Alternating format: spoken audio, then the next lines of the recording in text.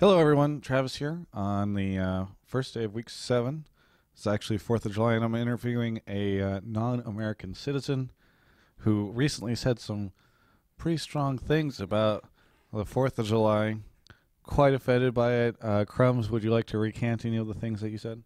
Yeah, that the 4th of July to me doesn't really mean it. I'm Canadian and Venezuelan. Now, the profanity that I use to indicate my relative carelessness for the holiday can't be said on camera, but you can kind of go where I'm going with this because pretty much I don't really care with all the flags being out anywhere, but when my food gets turned into hot dogs and not real food, like everywhere it's like hot dogs and burgers, I just want real food, okay? If 4th of July means that I'm getting hot dogs and I don't like it. Want like some poutine or something? Is that Yeah, like poutine. I had a pizza the other day with Canadian bacon. Beautiful. It was actually yesterday. that's awful? Now let's get into that last game. You guys, I was watching in CLG's room, and I won't name who, but it was somebody who plays for CLG on the support position. Said that EG was going to win it at around maybe the 15-minute mark. And then around the 50-minute mark, you guys ended up winning. So what happened in between?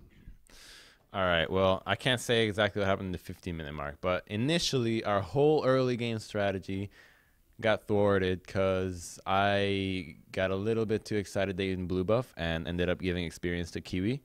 So I wasn't able to hit level 2 off one buff, which meant that I took a really long time to be able to apply early pressure as Lee Sin, which ended up meaning that Zion got just wrecked toppling. He got camped. Renekton versus Jax is a good matchup for Renekton. It's a really hard counter for Jax, especially early game. So that put us really far behind.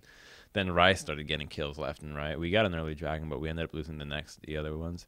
So at that point, we realized, well, we're gonna get outscaled like a lot. Like, they have a crazy team fight with Rise, Nami, Cog, Gragas for disengage, Renekton for CC with a huge front line. Like, their team fight is just way better. How are we gonna do this? So we just thought, well, we just gotta outthink them. Really, we can't just throw ourselves at them. We have to outthink them. So we took it really slowly, trying to just make plays here and there, finding little opportunities that we could. We didn't play it perfectly, but I feel like we really took advantage of situations that they opened up for us, getting free dragons, free barons, inhibitors, and then eventually the game. So we just really buckled down and restrained ourselves from going in because we recognized that we were not going to win just straight up 5 people clashing against each other. So we just thought about outsmarting them, and we did that.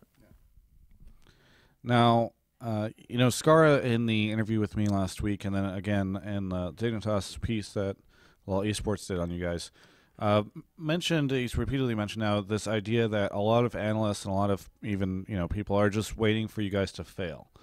They're like, okay, they're still up top, but it's just a matter of time until TSM comes in or Cloud9 comes in or something and boots you guys down. Is this something that you feel too, that you've been seeing a lot?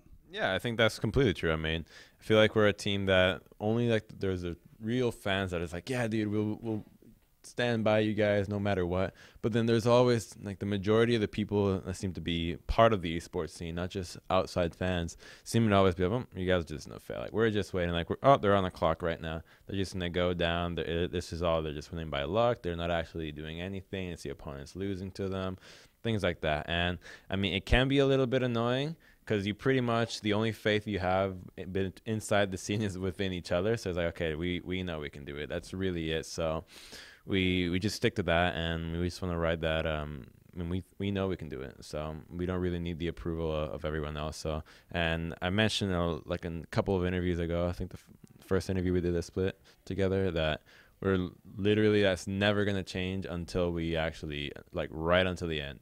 And even then, they'll probably be like, lucky split. Yeah. Give them another 6 months. They're gonna feel like it. Like we're gonna have to win a lot for many months to come, many splits to actually have the idea engraved into people's mind that we could actually be a good team. If you go to Worlds, you win first place at Worlds, you think they'll be like, lucky first place at Worlds, no problem. It was just sort of the way Korea was working that month. Yeah, pretty much. Like, even then, like, if we face the toughest Korean team, like this Korean team that like have bionic arms, like massive macros on them, and then we're just like, well, their batteries died. Yeah. And like, it's gonna be. It doesn't matter. Driver malfunction. Exactly. It's always gonna be an excuse to not give us any credit. Which honestly, you don't need credit to make it in like a sport or a sport like this or just an environment like this where all you need is to compete and show for yourself. So we right until the end doesn't really matter.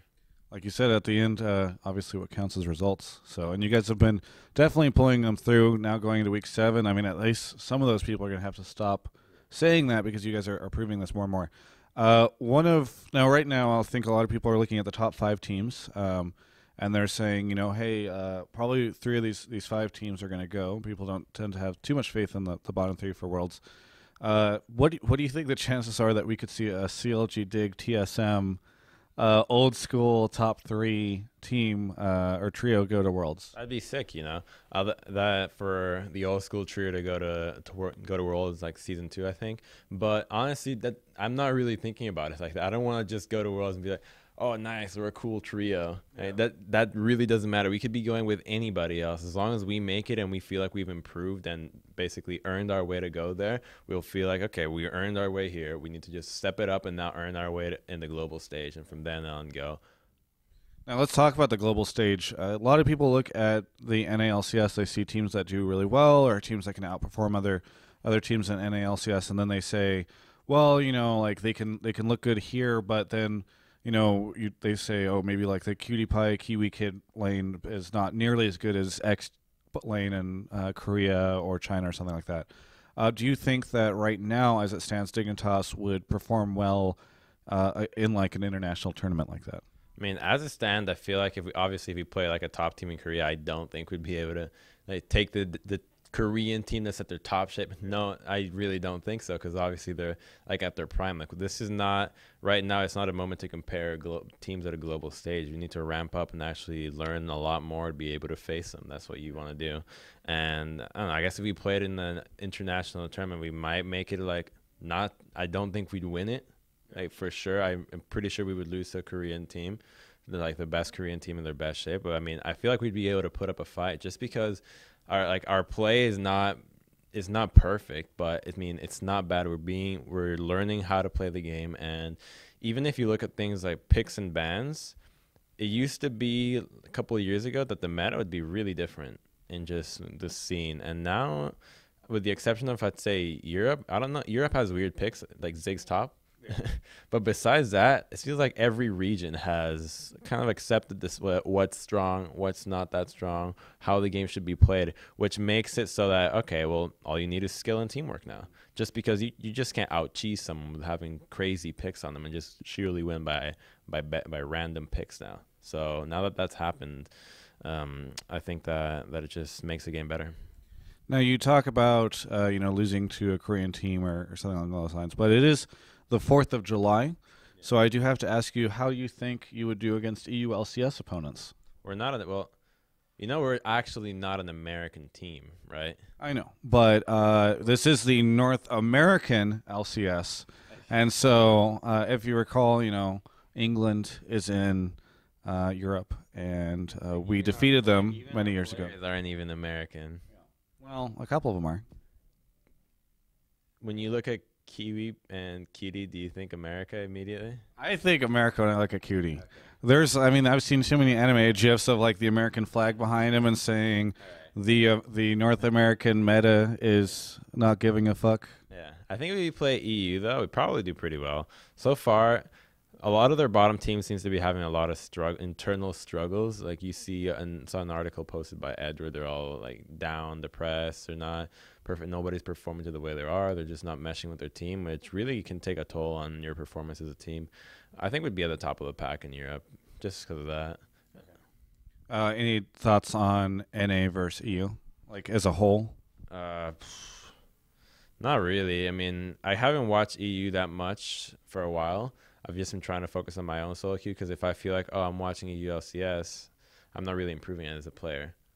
So, Well, does that do you think that means anything? I mean, you don't actually improve as a player individually by watching that, because I feel like watching a whole game takes way too long. Like, I just watch VODs of like little excerpts of what a jungler is doing. It's like, oh, what is he doing in this moment? Fast forward to do this. Like, I can't do that. So if I want to watch a ULCS game, I'll just wait for it to be done, fast forward it, see if it's a good game or not.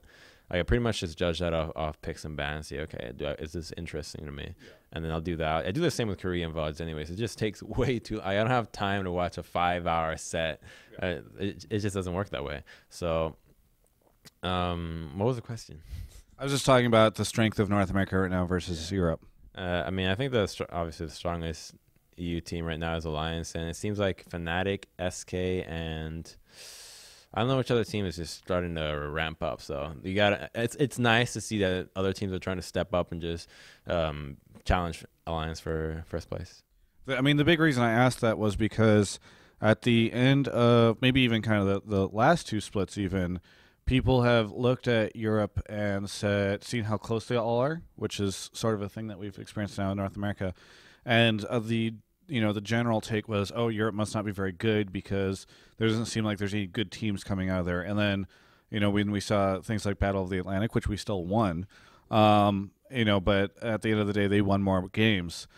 People said, oh, that just means that Europe was close because they were all good. Yeah. Now we're seeing the same thing happen in North America, and so there's a big discussion, I think, about whether or not North America is all good or if, like it's sort of what people used to say. I actually think North America is all good, surprisingly. In terms of, is it crazy good? Like, oh, damn, they're the best team in the world. Like, this region is amazing. Probably not. It's good in the sense that it's all consistent. We're all like kind of a pretty nearby level, and that makes for good games, and that makes for a rapid improvement, because since you're so neck and neck, any little thing that you do that you can outsmart the opponent will make you rise above them all, even though maybe not by too much, but you'll stand out. Any thought to the idea that perhaps the North America, who sometimes plays a little bit different from some of the other scenes, would have a hard time in an international scene just because they kind of get stuck in their own meta? I don't think so. I just think that if you look at games like European games and Chinese games and all that kind of stuff, I feel like North America may be the most aggressive region, but the problem is that they're just not intelligent aggression half the time. Okay. Like, yeah, I think North America goes crazy, so like it just goes off so often, but a lot of times it's not a good idea. So we're just basically throwing ourselves at him because we have this wrapped up idea of just, we need to make a play, we need to make something happen, just go, like always go. And that's not the best way to play the game, especially not at this point. So I feel like that's one of the things that makes it more exciting, but that's just how the region is, really. Like, I think Europe's pretty passive, Korea is kind of passive, but they're obviously the more calculated aggression than any other team, and then another region. And then China, I haven't been able to watch it, even though you can actually see the games now. It's just a problem of, okay, I don't want to stay up till 5 a.m. watching this. It's funny that you talked about the crazy aggression, because right now we're about 22 minutes into the CLG C9 game. There's 18 kills in this game, and both teams just seem to keep running into each other so crazy throughout the entire time. Most games in NA seem to be, okay, who's going to throw hard? Like, who's going to just go crazy aggressive right now and kill and get their whole team killed? Like, who's going to do it next? Like, see, right now, what does Medias have to do it? You don't have to go for that, right? They're just chasing. So they need kills. So that's something that has to be fixed in the region before we can compete in the global stage. I feel like that's one of our biggest focuses right now. So once we get that down, I think we'll be much better. Well, I always like to do these little predictions here sort of at the end.